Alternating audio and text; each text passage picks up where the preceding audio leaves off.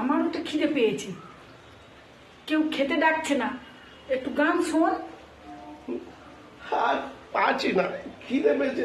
দুটো দুটো দোয়ার কি হয়ে গেল, দুটো দুটো গান হয়ে গেল, সেই থেকে বসে আছি। কত আর গান শুনবো, খেতে আর ডাকি না। এই কাল বাড়িতে এসেছি রে বাবা গান শুনতে। ঠিক আছে ঠিক আছে, চুপ কর চুপ কর।